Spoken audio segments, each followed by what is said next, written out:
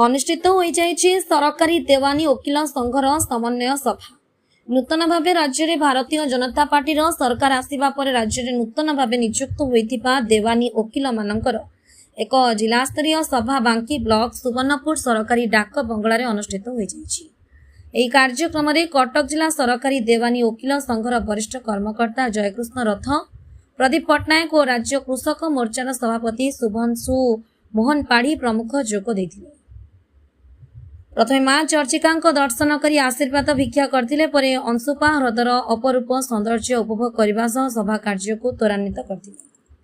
इस सभारे वकिल माने किपरि भावे सरकार विभिन्न जमीजमा और विभिन्न देवानी मोकदमार समाधान करिहेब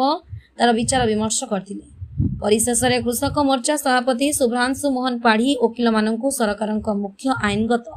सहयोगी भाव विवेचना करने सह किभଳି भावे आगकू सरकार को सहयोग करिवे ताहा बुझाइथिले। Bureau report Brahmakila media. Pradipta Kumar Patnaik additional GP बांकी। कौन जो उद्देश्य रही आज गोटे जिला समस्त वकिल मैंने सामिल एकाठी गोटे बड़ कथा कौन कह नूतन राज्य सरकार आसिला परे जो देवानी विभाग रे सरकारी वकिल नियुक्ति कला जनवरी 16 तारिख दिन जो नियुक्ति प्रक्रिया आरंभ कर समस्त नियुक्ति देले यही 2-4 मास भितर सरकार जमीजमा एवं विभिन्न विभाग केस गुड़िक सुपरिचालना हो पार एवं सरकारी संपत्ति किभली सुरक्षा रही पार ये कथा को 2-4 मास चलैला परे आमर जिला अधिकारी जीपी जिते आमको निर्देश देले जे आम जिते एडिशनल जीपी अच्छी समस्त केमी कोर्ट गुड़क चलुची आगामी भविष्य केमी चलो ता उपरे एक रूपरेख तैयारी करने योजनाबद्ध करने प्रथम करी बांकी माटी सुवर्णपुर एक बैठक करने निष्पत्ति देले। सही कथा अनुसार आम समस्ते एजीपी माने पूरा कटक जिला जाकर एकत्रित होकर कार्यक्रम में पहुंचलु एवं दिन भरी कार्यक्रम चली। प्रथमे माँ चर्चिका दर्शन कला ए मैटर मीटिंग है पर शेषर पर्यायर समारोह समय ये बांकी निर्वाचन मंडली को जे दीर्घ दिन धरिक भारतीय जनता पार्टी काम करते जेते खुशी है जेहेतु कटक जिलार समस्त एजीपी मैंने आसी सरकार संपत्ति की रक्षा कर निष्पत्ति नहीं जो केस गुड़ाक लड़ुंट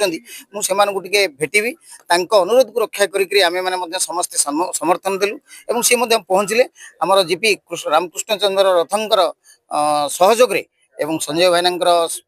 सहयोग एटी कार्यक्रम शेष मुहूर्त समारोह है। यही जो विगत दिन में जो कार्यक्रम हम सरकार संपत्ति की किपरि रक्षा कर तार गोटे रूपरेख कटक जिलूर प्रथमे रामकृष्ण रथंकर नेतृत्व में आरंभ हो। आज जो सरंडा डाक बंगला कटक जिला स्तरीय बैठक सौभाग्यर कथा आम बांकी रे कटक जिलार देवानी सरकारी आईनजीवी माने एठी गोटे आज एकत्रित हो माँ चर्चिका दर्शन करी बांकी की आसी जो कि ये खबर मो पाखे थिला बंधु मानू मु देखा करी आसी मोर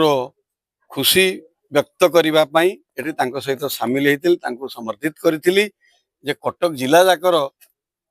देवानी आईनजीवी माने एकाठी होती। तो निश्चित भाव में ये एक प्रशंसनीय कथा उत्साहर कथा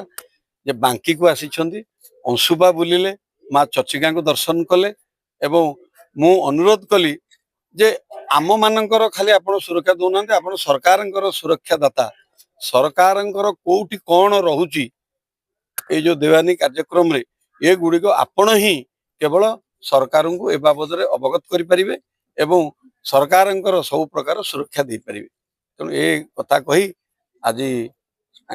मान सहित सामिल हेली ये परिवेश भितर किस समय बीतेली ये गोटे खुशी कथा हम आशा कटकवासी निश्चित भाव में कटक जिलार सरकारी देवानी आईनजीवी माने कौन से आम मान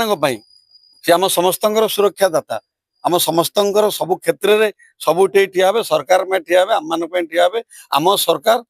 तेणु सरकार आम बाहर पलैगलु कि आम सहित अच्छा निश्चित भाव में आमको सुरक्षा देवे। मु रामकृष्ण रथ कटकर जीपी गवर्नमेंट प्लीडर आज आम सौभाग्यवशत आम बांकी माँ चर्चिका पीठरे आज एकत्रित होमर संजय भाई जो खूब उत्तेजित आमको जो आज एनकरेज कले कहले जे प्रकृत रे जागृत प्रहरी ये सरकार ये तांकर देवानी वकिल माने ये देवानी वकिल माने आज एकाठी रहिले आउ हे विषय सब आलोचना कले सरकार केमिति जागृत प्रहरी ये हेई परिबे आउ सबु कथारे केमिति सरकार परामर्शदाता हेई परिबे ए विषय आलोचना हला आउ हेई समस्ते हमर देवानी कटक जिलार देवानी सरकारी वकिल माने सब कथा बुझिकरी गले केमिति सरकार प्रोटेक्शन ठीक भाव में हेई परिबो।